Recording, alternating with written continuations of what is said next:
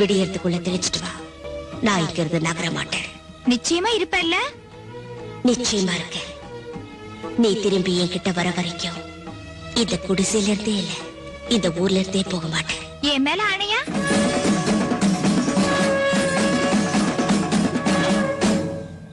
ஓ மேல ஆண. பாரு, திரும்பி மட்டும் பார்க்காம போயிட்டு வரணும். சரி.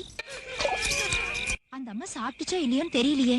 உரியில சோறு இருக்கு, போட்டு தின்னு ஒரு வார்த்தை சொல்லாம வந்துட்டேனே.